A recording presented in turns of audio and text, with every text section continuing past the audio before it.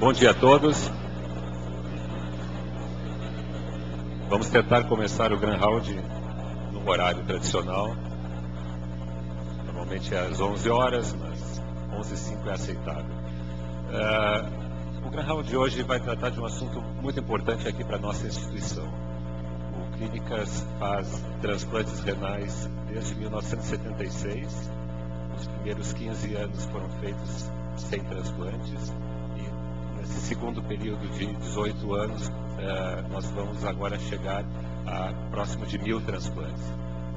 Nos últimos meses, nós temos feito uma quantidade menor de transplantes, porque nós estamos tendo menos doações, mas a nossa média nos últimos anos é chegar a cerca de 100 transplantes por ano. Claro que o transplante renal desenvolveu muito à medida que a rejeição passou a ser controlada com novos fármacos. E é sobre isso, então, que nós abordaremos esse round com o professor Roberto Manfro e o professor Francisco Veronese.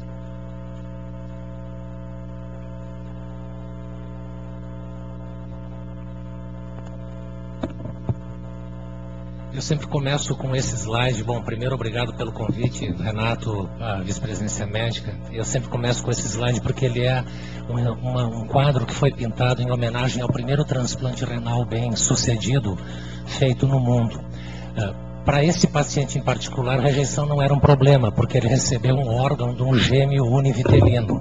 E ele acabou falecendo 13 anos depois, urêmico por recorrência da doença base.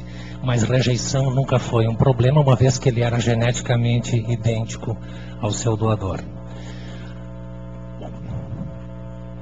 Então, como é que ocorre? O que eu vou falar aqui não é verdade só para transplante renal, é verdade para rejeições de transplantes de órgãos sólidos, né? Então, tudo que eu disser se aplica para coração, fígado, rim, pâncreas, intestino e por aí vai. Existem basicamente 4 tipos de rejeições possíveis. Eu agrupei as duas primeiras, rejeição hiperaguda e rejeição acelerada, porque elas têm mecanismos semelhantes, ocorrem pela presença de anticorpos anti-HLA pré-formados e possivelmente células citotóxicas de memória.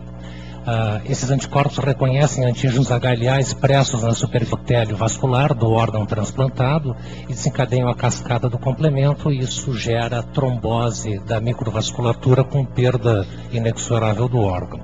A prevenção desse tipo de rejeição é feita pela prova cruzada pré-transplante, que é feita por 2 métodos, citotoxicidade ou citometria de fluxo. Não existe tratamento para esse tipo de rejeição, para hiperaguda, e para acelerada pode-se tentar tratamento, mas a possibilidade de sucesso é inferior a 100%.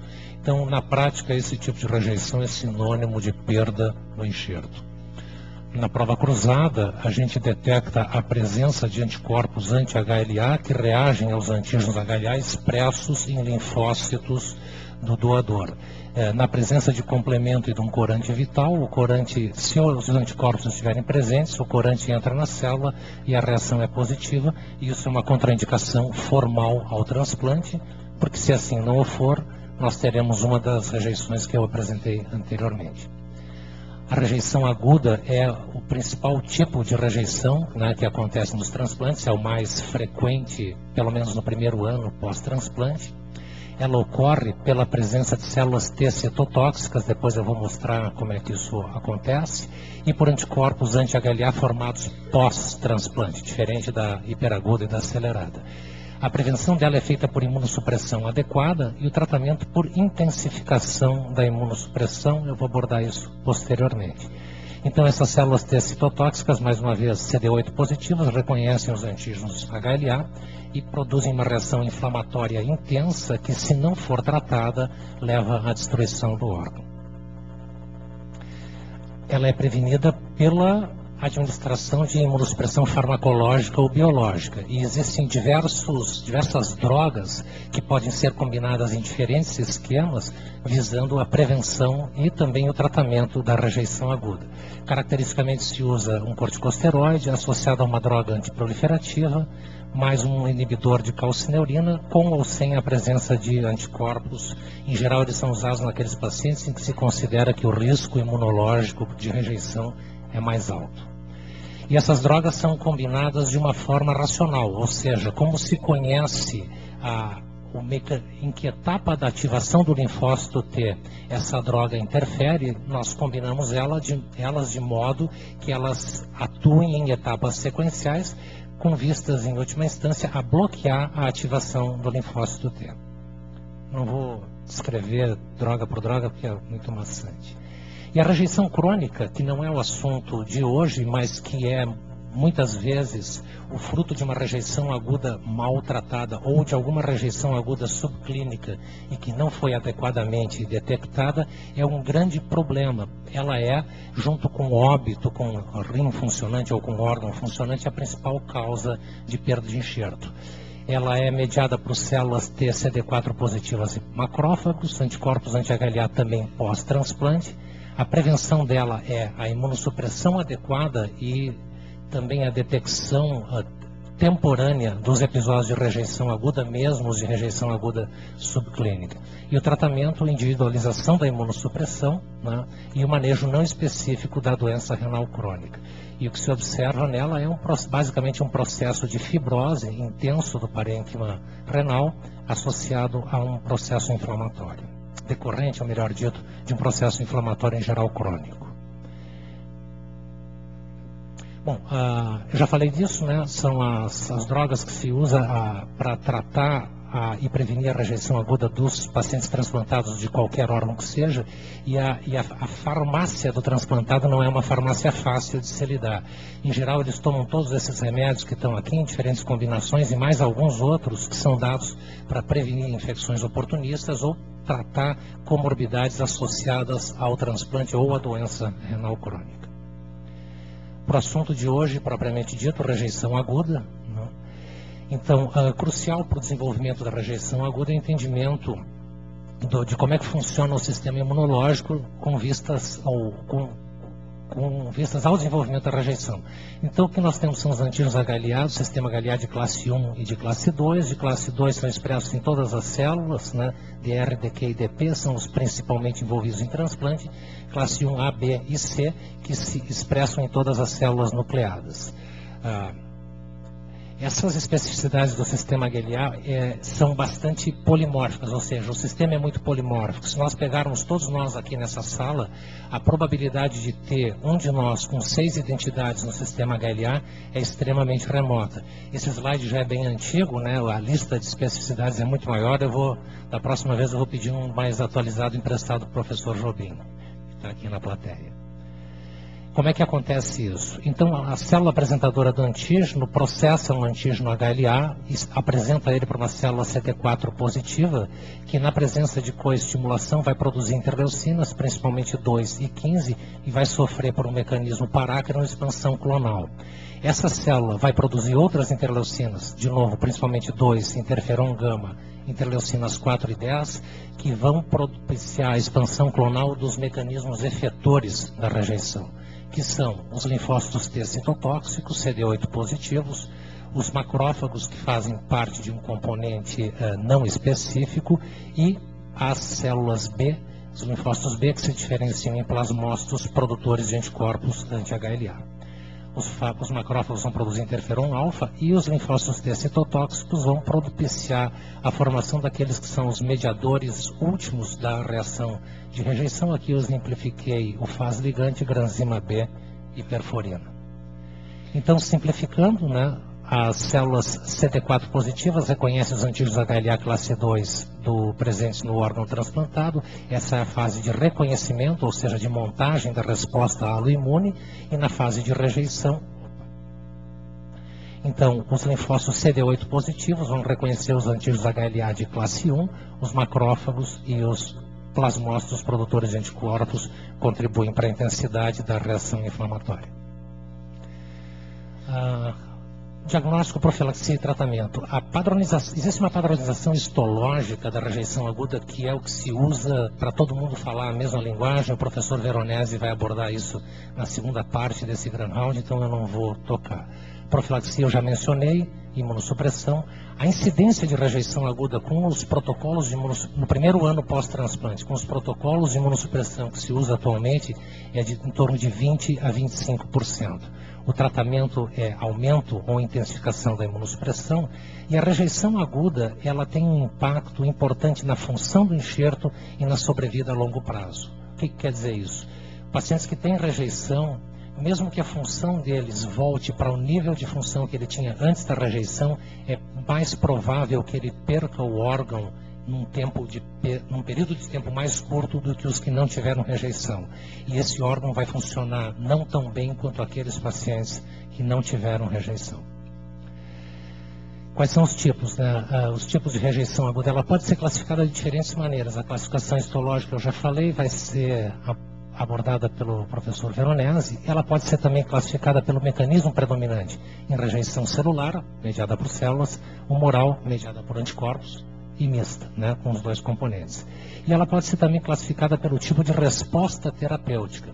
Uma vez ocorrendo a rejeição, se ela é sensível a um aumento na dose de corticosteroides, se ela é resistente a esse tratamento, se ela é refratária, né, ou seja, não resolve com nada, e se ela é irreversível. Refratária não significa perder o enxerto, que a gente pode manter o órgão com rejeição, mas com controle de imunossupressão. É claro que ele vai perdendo função lentamente, mas não é um quadro dramático. Irreversível é aquela que de fato não reverte. Hoje em dia a incidência de rejeições irreversíveis com armamentário, terapêutico, imunossupressor atual é inferior a 5%.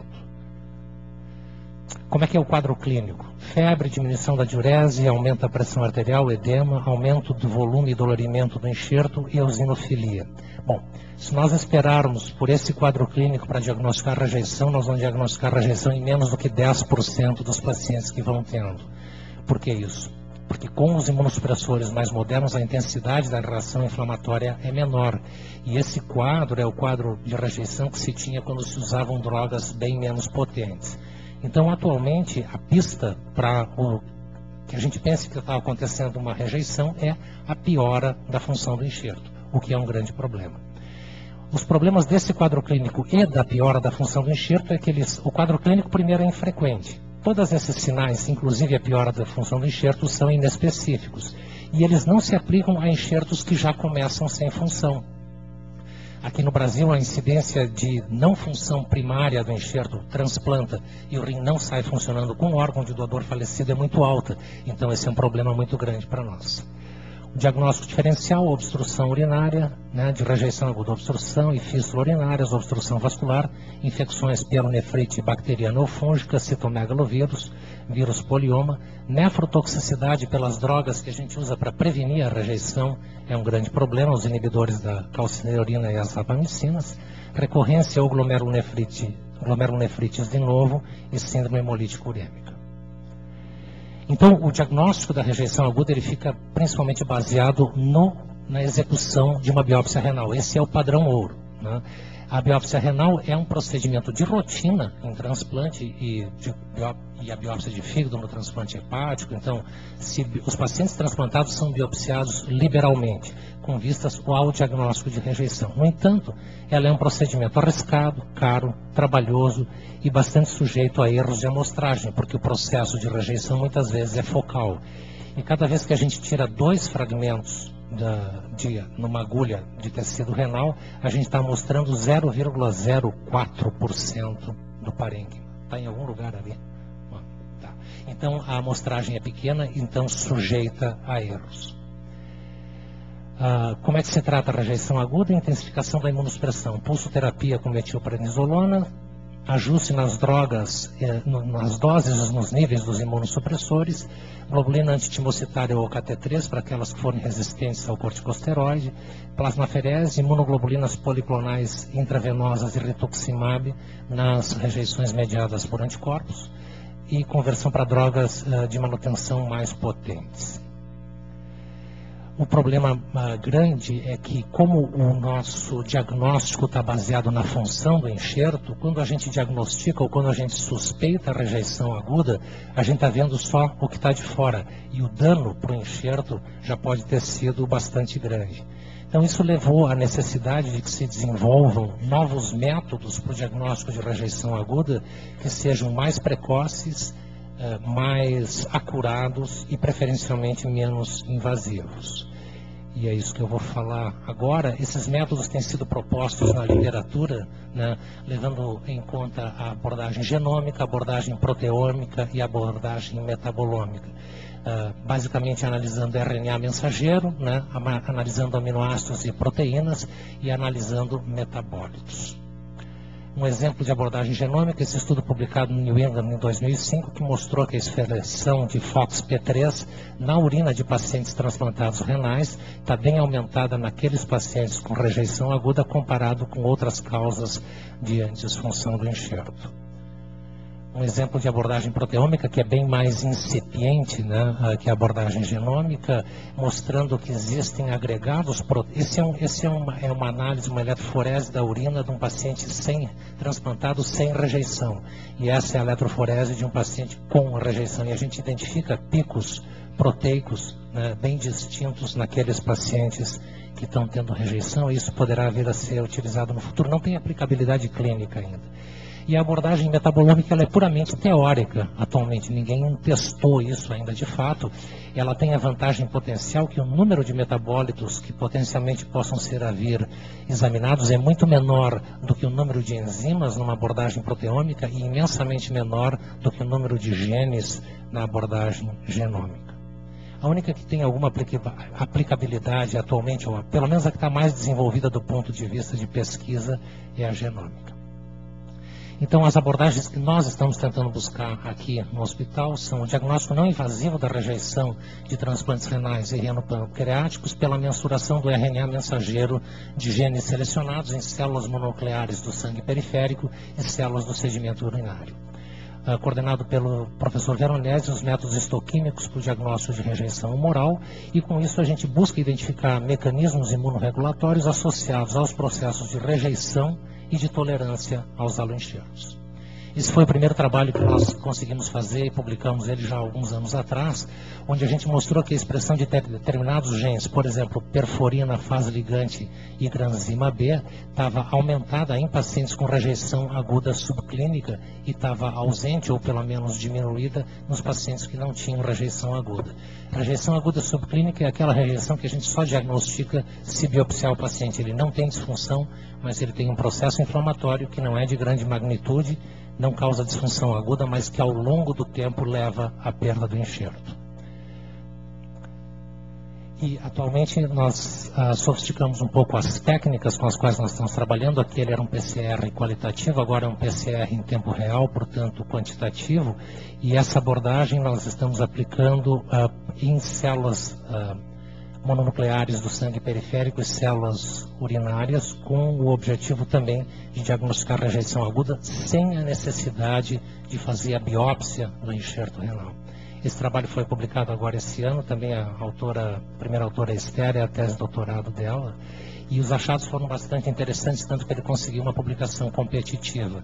Então aqui nós temos 5 grupos de pacientes, um grupo de pacientes com rejeição aguda, pacientes com necrose tubular aguda pós-transplante, pacientes com nefrotoxicidade por drogas imunossupressoras, pacientes com rejeição crônica e um grupo de pacientes que tinha função estável do enxerto, nos quais foram feitas biópsias protocolares e que a biópsia resultou como ausência de rejeição, foi usado como um controle para a expressão gênica. E que o que se observou foi que tanto para a perforina quanto a granzima B e para a fase ligante, a expressão gênica é bastante maior nos pacientes com rejeição aguda. Isso é verdade. No tecido renal, que foi usado como controle, uma parte da biópsia era processada para a extração do RNA mensageiro e feitas as PCRs, no sangue periférico e na urina. Outros genes menos estudados, esses aqui são os genes classicamente estudados nessa situação, outros menos estudados, o PEI9, FOXP3 e o TIM3, que é um gene no qual nós estamos bastante interessados, mostraram achados superponíveis aos primários, aos iniciais. Então, no tecido renal, no sangue periférico e na urina, nós conseguimos diferenciar a rejeição aguda de outras causas de disfunção de enxerto e de enxertos normais, com uma acurácia bem significativa. Os coeficientes de correlação entre a quantidade de RNA mensageiro no tecido renal, no sangue periférico e na urina são bastante elevados, os níveis de significância sempre foram maiores do que 0,01, mostrando que aquilo que a gente encontra no enxerto em termos de expressão gênica está refletido no sangue periférico e está refletido nos linfócitos que se obtém no sedimento urinário.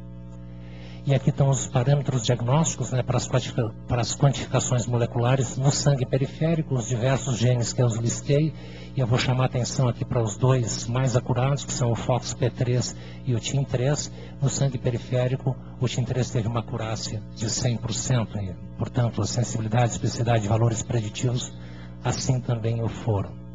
Nas células urinárias, todas as células inflamatórias que chegam na urina passaram pelo rim, né? Pelo rim transplantado. Então é um compartimento interessante de ser avaliado, e nas células urinárias, tanto o FOXP3 quanto o TIM3 foram 100% acurados em diagnosticar a rejeição aguda. Bom, o que nós pretendemos fazer a partir disso? Né? Nós pretendemos analisar genes que codifiquem para elementos envolvidos na patogênese, ou seja, marcadores de rejeição humoral. Tudo que eu mostrei valia para rejeição celular. Rejeição mediada por anticorpos ou humoral é bem menos frequente, mas é muito mais grave. E nós precisamos de marcadores para elas também. Nós queremos desenvolver quantificações que sejam correlacionáveis aos scores de Banff, que o Veronese vai apresentar, e que são o padrão ouro atual para o diagnóstico de rejeição. Nós queremos identificar assinaturas moleculares que permitam a diferenciação segura de infecções virais, que é um diagnóstico diferencial complicado, mesmo histologicamente, algumas vezes. E nós queremos também propiciar a diferenciação molecular dos componentes imunes versus não imunes da nefropatia crônica no enxerto. Bom, esse era o meu último slide, agora, Veronese.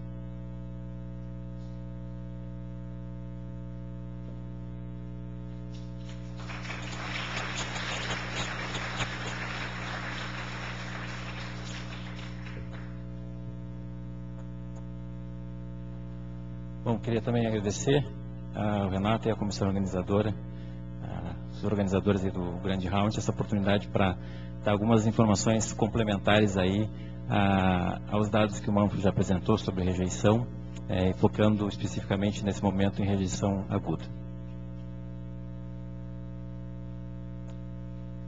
Bom, eu vou iniciar falando então do método diagnóstico de rejeição que é mais empregado em todo o mundo, que é a biópsia renal e a histopatologia, né, consequente na leitura dessa biópsia. Esse método, existiu uma tentativa de padronização em 1993 no Canadá, com um grupo de patologistas e nefrologistas que desenvolveram critérios e scores para a identificação de rejeição dos diferentes tipos e graus de severidade.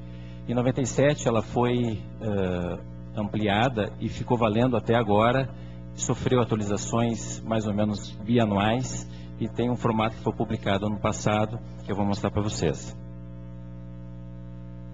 Esses são os elementos que se valoriza, que se considera no diagnóstico da rejeição aguda, que é a tubulite, a invasão de células mononucleares no túbulo renal, um infiltrado inflamatório do interstício, vascular e glomerular em rejeições mais severas.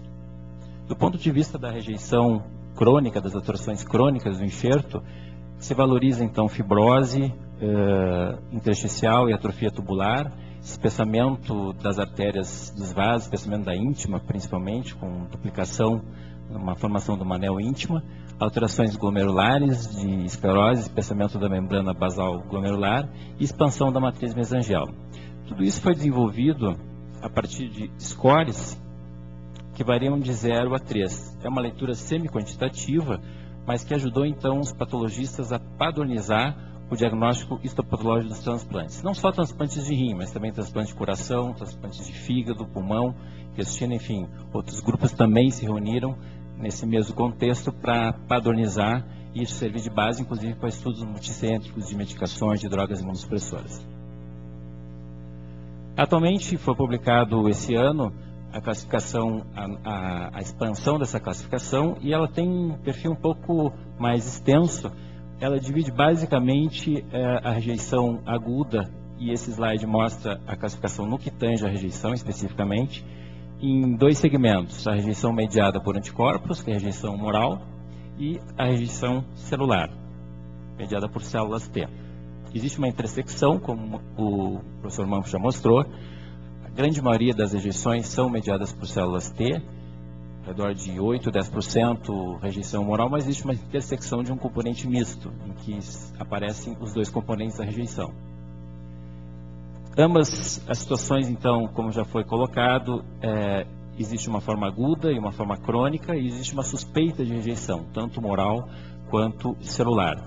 E atualmente o que se chamava antigamente de nefropatia crônica do enxerto, que envolveu uma série de alterações por nefrotoxicidade de drogas, efeitos da hipertensão, infecções, foi migrada por uma nova nomenclatura que se chama fibrose intersticial e atrofia tubular sem etiologia específica, que também tem uma gradação e que está associado com a rejeição crônica.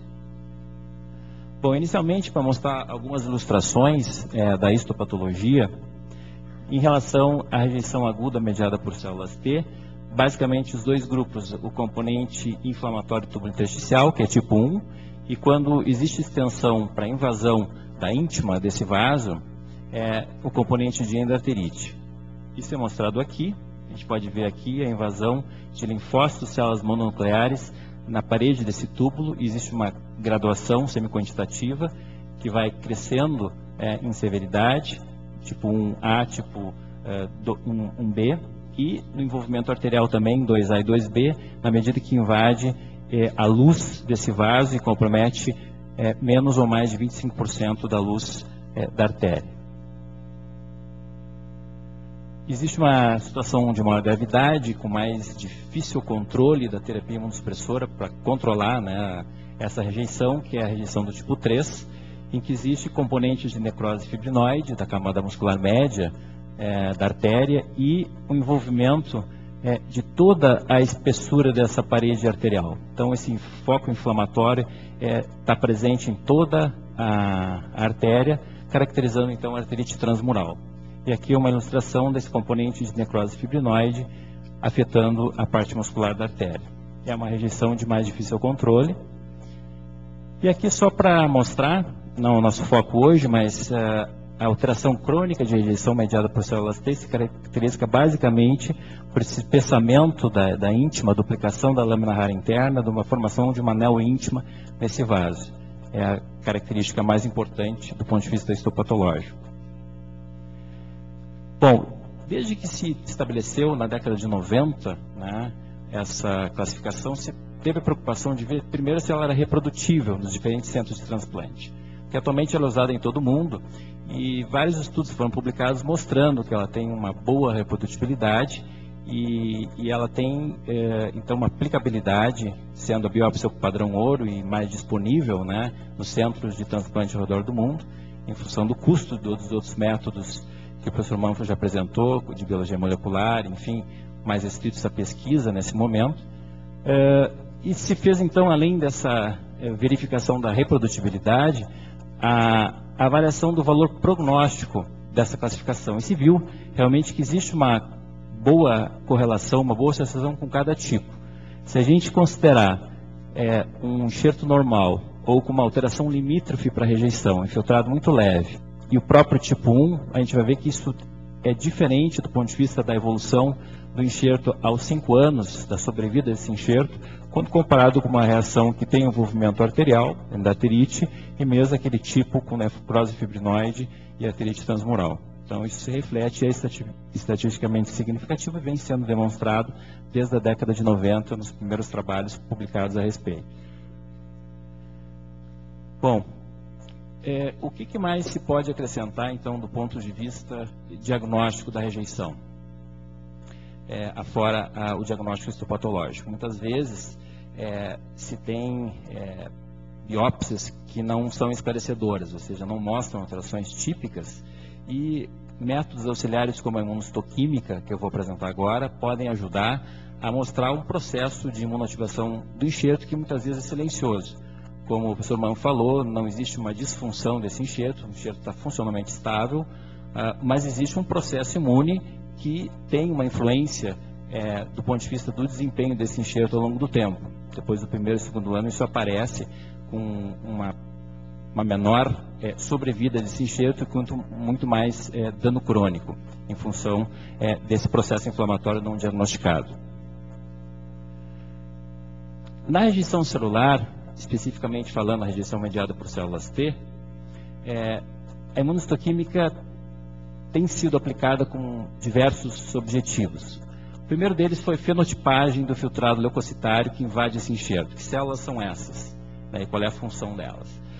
Marcadores de imunoativação, citocinas, como foi mostrado naquela parte da imunoativação, interleucina 2, interleucina 15, quimiocinas, moléculas de adesão, como ICAM1, VICAM1, expressão de antígenos HLA-DR, de classe 2, nas células tubulares, que são amplificadores da resposta imune, e também em fases mais tardias, a expressão de fatores associados à fibrose, como o fator de crescimento transformador beta, o fator de crescimento vascular, PDGF.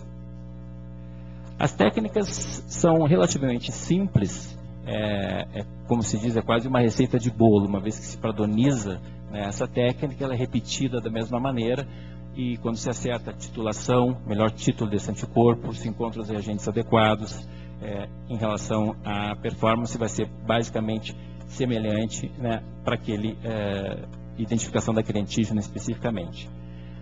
Então, basicamente, existem duas técnicas, da peroxidase e da fosfatase alcalina, são enzimas reveladores da presença desse antígeno.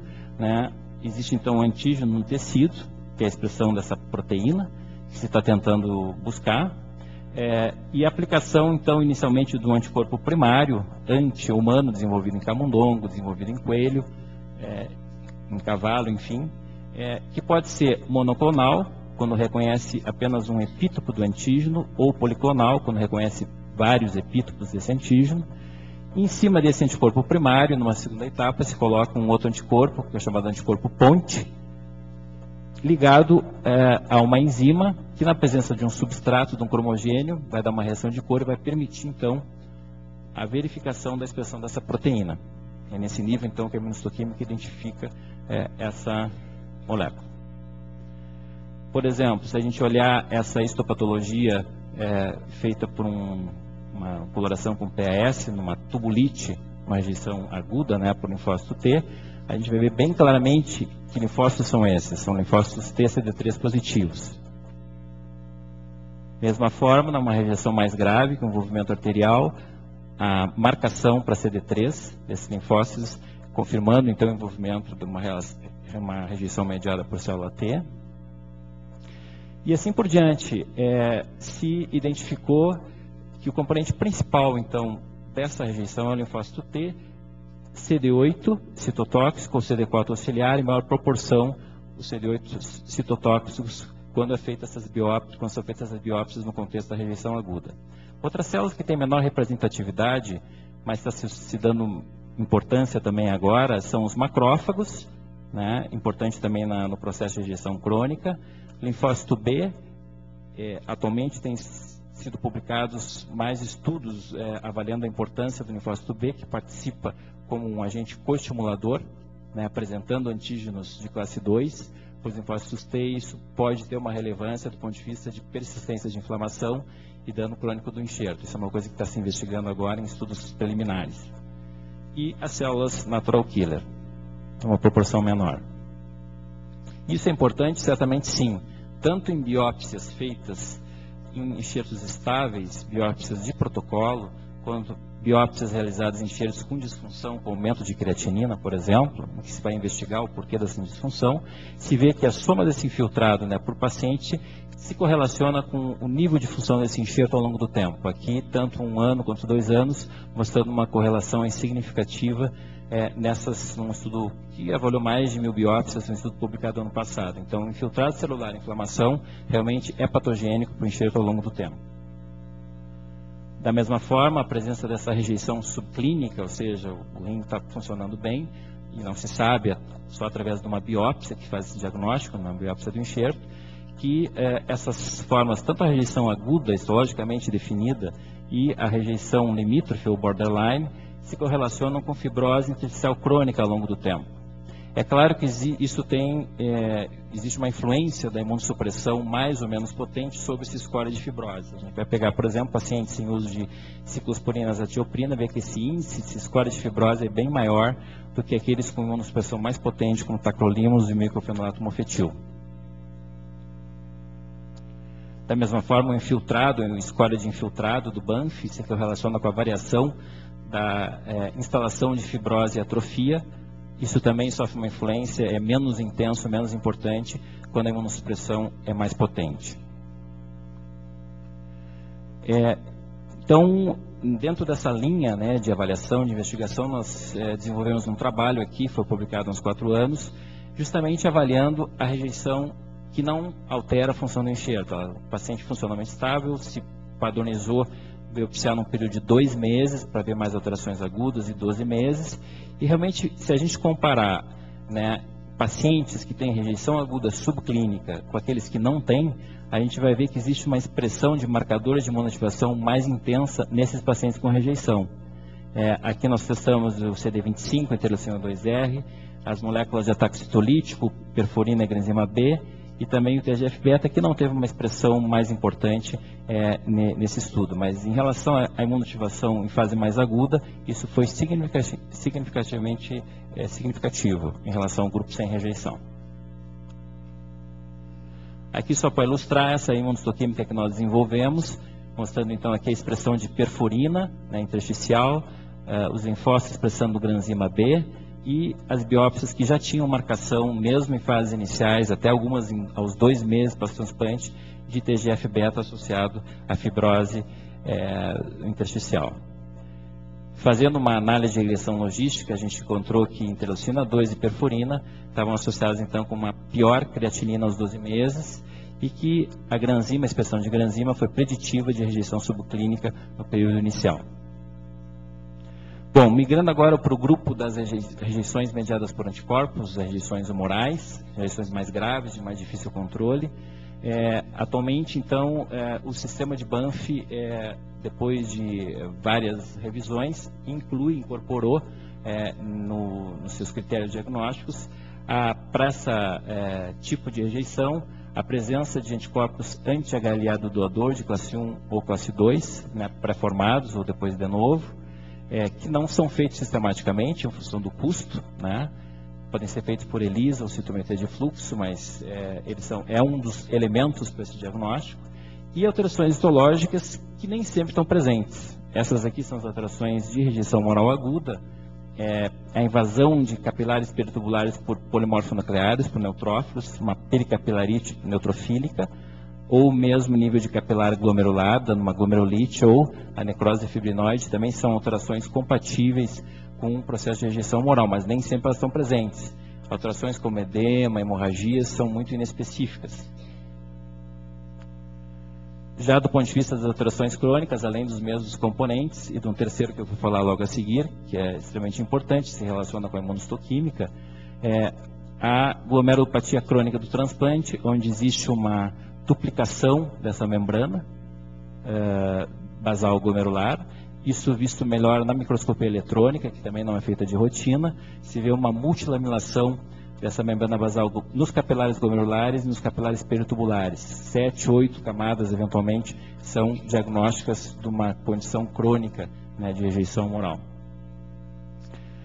Bom, no início da década de 90, se introduziu um novo elemento, que foi testado em vários estudos posteriormente, que é o C4D. O C4D é uma fração do complemento C4, da via clássica do complemento, e tem uma peculiaridade.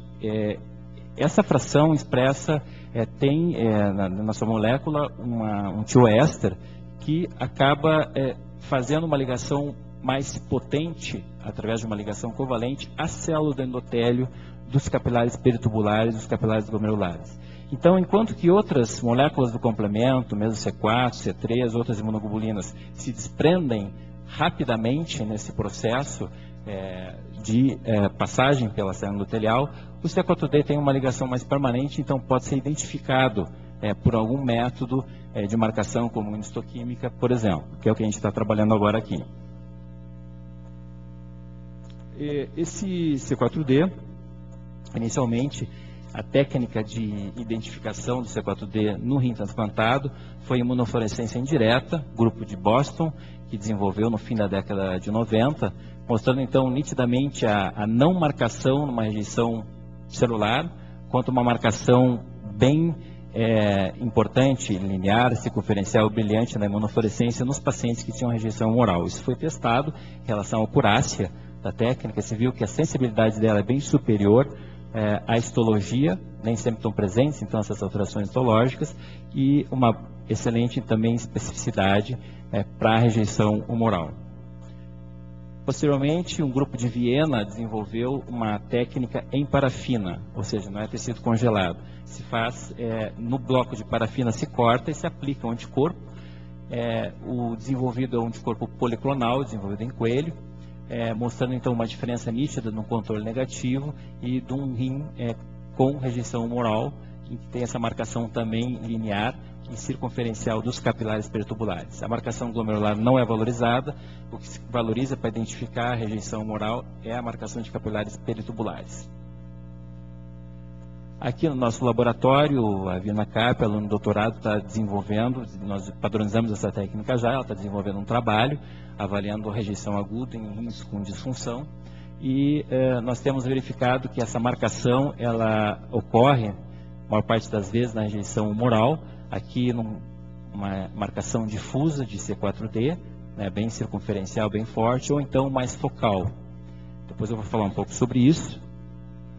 Mas em 68 biópsias iniciais que foram avaliadas, a gente achou uma prevalência de 39,1% de C4D, e nos casos de rejeição humoral, só um paciente não tinha marcação.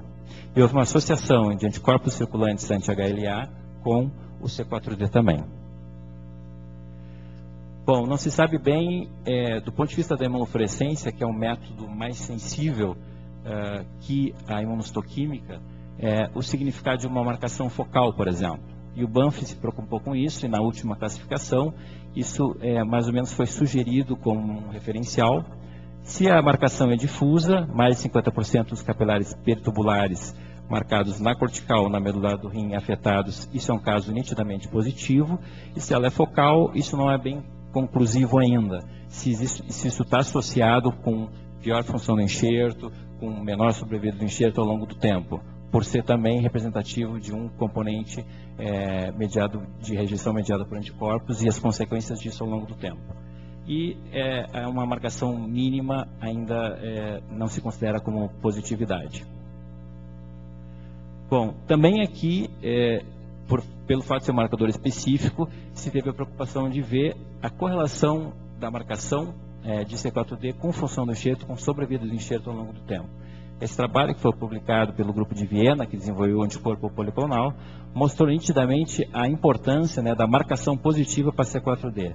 Aqui, em relação à creatinina como medida de função do enxerto aos 12 meses, os casos que tinham C4D positivos tinham uma creatinina estatisticamente maior, significativamente maior do que aqueles casos que não tinham, independente de ter anticorpos circulantes presentes. Também, em relação à sobrevida do enxerto, isso foi demonstrado, principalmente quando existe uma marcação difusa, mais de 50% do fragmento dos capilares peritubulares afetados, comparando então com os casos de C4D focal, com que ela é menos intensa, e os casos negativos ao longo de 4 anos, nessa publicação de 2005. Bom, eu não quero me estender mais, a imunohistoquímica ainda permite nós estamos começando também a marcação para CD20, avaliando a participação do linfócito B como um componente da rejeição mediada por células T, rejeição aguda mediada por células T, em função dessa coestimulação. E também vamos ver isso na rejeição humoral, desenvolvendo a técnica atualmente imunohistoquímica. E uma nova linha também que se abre, que o professor Manfo mostrou, bastante interessante já, avaliada pelo grupo que está fazendo a parte molecular, do FOXP3, essa talvez a associação dessas células com tolerância ao enxerto. Isso não é uma coisa bem definida, está em investigação, uma coisa muito recente, mas as células T que expressam esse fator de transcrição FOXP3 são denominadas de células T reguladores, porque parece que elas têm uma regulação para baixo da resposta imune. Muitos estudos mostraram isso, embora não seja clara a associação de proteção como um desfecho clínico, melhor creatinina, melhor sobrevida ao longo do tempo. Isso não foi demonstrado ainda. Mas a identificação imunohistoquímica da proteína também é possível, e essa técnica nós estamos começando a desenvolver no nosso laboratório, que é a expressão predominantemente em linfócitos CD4 auxiliares. Uma proporção muito pequena tem em CD8, isso já foi feito anteriormente, com uma dupla marcação identificando o linfócito CD4 positivo e a expressão desse fator de transcrição. Isso então talvez seja mais um dado para explicar por que alguns enxertos que têm se infiltrado possam ter aquisição de tolerância e isso expressar um mecanismo de acomodação desse enxerto ao longo do tempo. Onde existe um foco inflamatório, como na rejeição, existe uma inflamação importante, essas células migram e se instalam no enxerto e talvez tenha um papel que ainda está para ser bem determinado. Para finalizar, eu gostaria, eu e o Manfro, então, mostrar toda a equipe, a grande equipe que trabalha no transplante renal aqui no hospital, em relação aos clínicos, nefrologistas, os cirurgiões urológicos, o pessoal todo do laboratório de biologia molecular aplicada à nefrologia, de imunohistoquímica, a patologia, especificamente da nefropatologia, e o pessoal, o professor Jobim, que está presente aí, da imunologia, Realdete e outras pessoas. Eu queria apresentar e agradecer essa grande equipe que tem contribuído para a melhor assistência e pesquisa no transplante renal. Muito obrigado.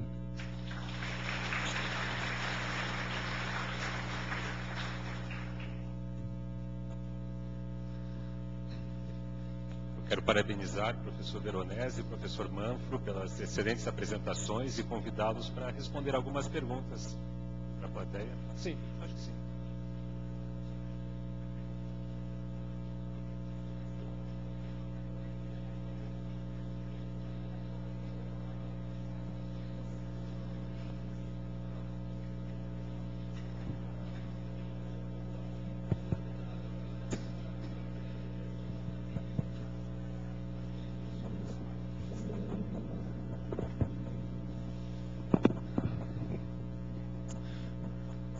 O que me chamou mais atenção nas apresentações dos dois professores foi a importância do laboratório de pesquisa do hospital.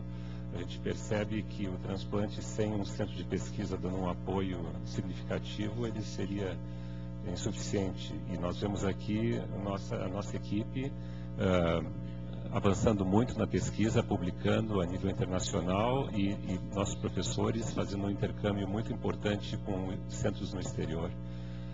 Como é que vocês consideram a nossa pesquisa em transplante nesse momento? Nós estamos indo bem, estamos na frente. Qual é o papel da pesquisa da nefrologia no transplante aqui do Hospital de Clínicas?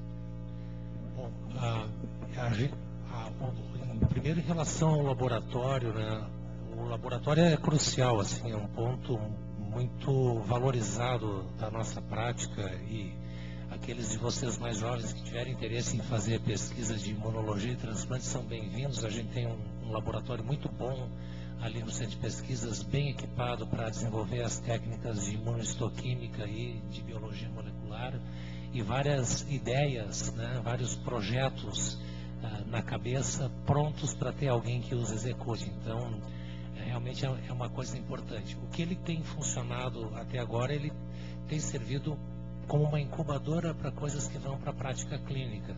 Por exemplo, o professor Veronese desenvolveu as técnicas de peroxidase quando voltou do pós-doutorado dele e passou essas técnicas para a patologia do hospital. Então, aquilo que inicialmente foi pesquisa, continua sendo pesquisa em nichos bem específicos, mas já passou para assistência. E a mesma coisa se pretende fazer com a área de biologia molecular, passar ela para atividade, como método auxiliar na prática clínica. Qual é o nosso nível de competitividade em termos de pesquisa em transplante ele é bem razoável no Brasil, né? Claro que ele fica deixa muito a desejar comparado com serviços de países desenvolvidos, mas no Brasil certamente nós temos um lugar de destaque em termos de número e principalmente de qualidade de publicações.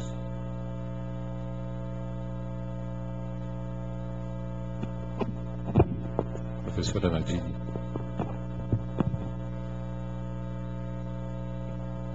Bom, desculpa o meu atraso, mas não vou falar como pesquisa, vou fazer uma pergunta mais relacionada à questão da gente no transplante cardíaco, que a gente tem um microprograma aqui no hospital, e historicamente se aprende muito com os transplantadores renais, né? E foi assim que eu fiz meu treinamento fora, sempre era o pessoal da nefro que nos ajudava com a imunossupressão nos transplantes cardíacos. E para nós, no transplante cardíaco, o drama da biópsia de surveillance para transplante cardíaco, que é uma biópsia cardíaca com todos os riscos envolvidos. Então, a busca por marcadores circulantes é uma coisa incessante na área do transplante cardíaco. E nada até agora se mostrou muito eficiente para dar segurança para abrir mão da biópsia. Desculpa, talvez vocês tenham falado isso na minha ausência, mas realmente é algo que nos instiga a busca de interleucinas, inclusive no coração, por exemplo, coletando só no seio coronário e fazendo uma comparação com o sangue periférico, sem precisar ir lá tirar um pedacinho de tecido, alguma ativação de linfo T que pudesse indicar, bom, esse paciente eu tenho que aumentar a imunossupressão. Como é que é isso para o rim, no sentido de talvez escapar da biópsia renal? Como é que vocês enxergam? Que conselhos vocês têm que dar para nós nessa área? Essa tua preocupação, ela acontece em todos os órgãos transplantados, a tentativa de não mais ter que biopsiar o órgão para fazer um diagnóstico acurado de rejeição. O primeiro trabalho que mostrou isso, que isso poderia vir a ser possível, foi publicado há 10 anos atrás por um nefrologista brasileiro que estava em Boston e que agora está no Espírito Santo. E demorou 10 anos para que o FDA aprove um ensaio clínico com o nome jocoso dele é o Power Mix. É um PCR em tempo real que vai tentar validar essa técnica no contexto clínico do transplante para aplicabilidade clínica. E já fazendo, junto na reação, fazendo múltiplos PCRs quantitativos para genes cuja regulação está aumentada em linfócito T durante a rejeição, mas também para genes peculiares a ativações de infecções virais. Por exemplo, o citomegalovírus, que é sempre um problema, e no rim polioma vírus. Então esse Power Mix, que é como eles estão chamando, vai entrar em estudo clínico aprovado pelo FDA esse ano.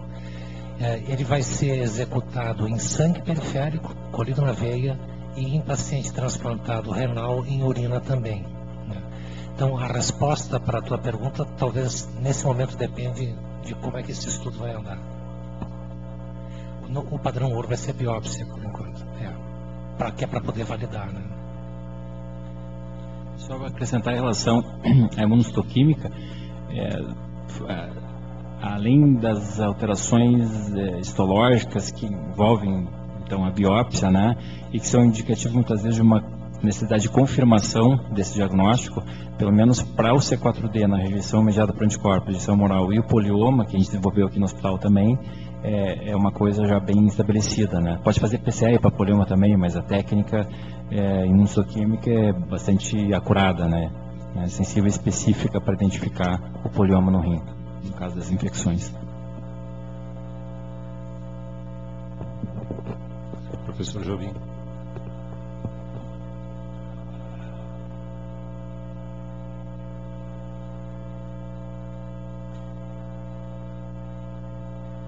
Aqueles pacientes da tese da Heldet que tiveram anticorpos pós-transplante e pré-transplante positivos, vocês já avaliaram as biópsias? Que resultados vocês observaram? Nós avaliamos, nós fizemos o anticorpo circulante, anti-HLA, em 24 daqueles 68 casos que nós incluímos, e esses pacientes, a gente teve uma prevalência de 16% de positividade desses 24 pacientes. Desses 16 pacientes, nós tivemos 4 pacientes, 25%, ando muito pequeno para poder dizer alguma coisa, mas 25% desses pacientes com anticorpos tinham C4D, né, e diagnóstico histológico de rejeição humoral. Eu acho que uma das, talvez a gente vê na literatura publicações que tem um índice muito maior de prevalência de anticorpos. Esses anticorpos que eu coloquei, né, que se faz o DSA, anticorpos circulantes, de 60% a 70%, e a associação que se faz com C4D e rejeição humoral é muito mais forte, né, a correlação é muito mais forte. Eu não sei se isso tem a ver alguma coisa da técnica, eu gostaria de ver o teu comentário, de técnicas que possam detectar anticorpos em baixo nível, né, de baixo grau, por exemplo, citometria de fluxo, se isso tem alguma relevância do ponto de vista clínico, e até porque vocês estão introduzindo uma nova técnica, né, no laboratório para isso. Se puder comentar aí para o pessoal.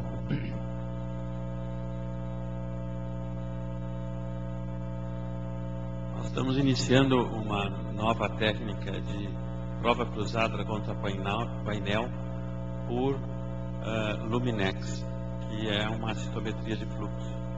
E essa prova, ela é mais sensível do que a prova sorológica ou a prova por ELISA. Então vocês inclusive vão estranhar que vocês vão ter mais positividade de prova cruzada contra painel do que vocês tinham a partir já do primeiro semestre desse ano. Então a partir do segundo semestre vocês vão encontrar mais positividade. Então não estranhe. E talvez nós vamos encontrar inclusive mais positividade nessa pós-transplante, na pesquisa pós-transplante.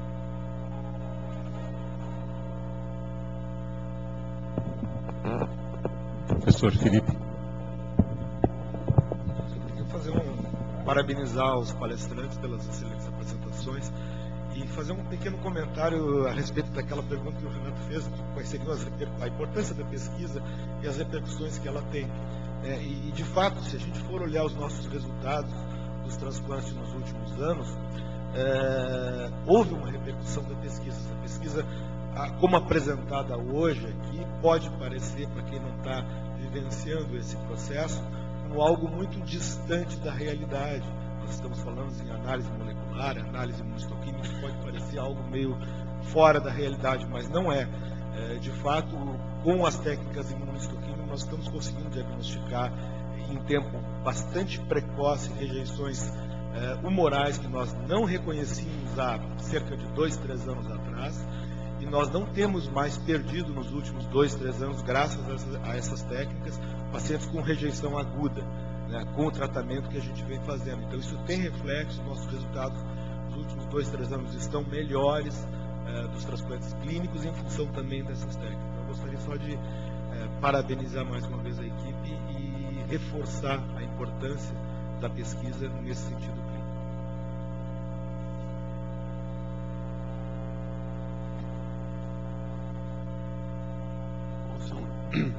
Na realidade, uma das coisas que eu sinto falta aqui no hospital, talvez aconteça na nefrologia, mas a gente não participa, mas quando nós estávamos no exterior, uma vez a cada 15 dias ou uma vez por semana, não me lembro direito, os grupos da patologia, da nefro e da imunologia se reuniam para avaliar os pacientes transplantados.